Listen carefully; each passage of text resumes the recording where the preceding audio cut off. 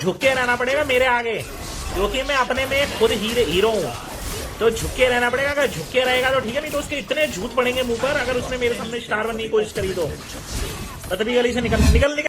Hello everyone, Raven here, and in this week's spotlight we have Hanzo Revamped. For those of you who are just joining, in this week's spotlight we'll be looking at his revamped skills, his build and emblem setup, and some tips and tricks.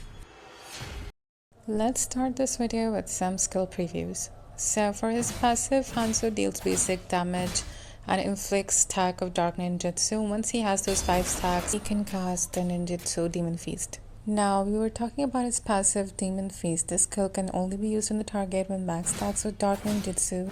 Now, the catch is if the target is a common creep, Hanzo will devour and digest him, and this is gonna give him the HP over time. For his second skill, Hanzo dashes in the target direction, leaving Dark Mist in front that deals sustained damage to enemy. Dark Mist slows enemies down as well, while granting Hanzo movement speed.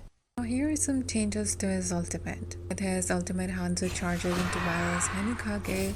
In this form, his body is invincible and Hanikage ignores obstacles and gives movement speed and attack speed.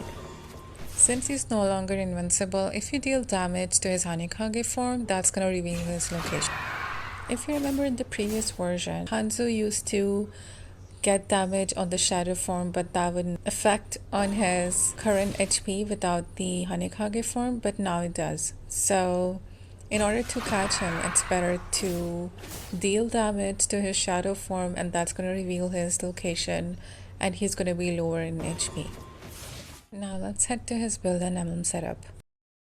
Here is the current build that I use on Hanzo, where I use Curse Helmet, DHS, Golden Staff, Corrosion Scythe, Curse Helmet, and for the spare equipments I have Winter Crown and Immortality. So as you can see, I focus more on attack speed and some sustain, and the focus with the boots is on CD.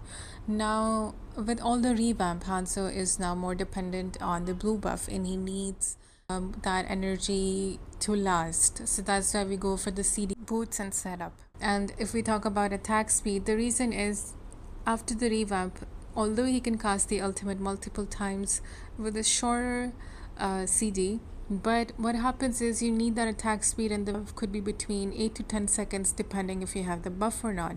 So according to my thinking and the way I play a bit of offensive and to stay more in the battlefield, this is the best build I think out there right now. Even if you could go more on CD, you can do that.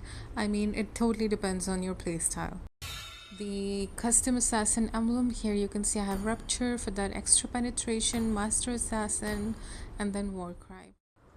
Well, that's it for me. I'll see you guys the next week with another hero spotlight. Take care and keep supporting. All who dare stand in my way will be devoured.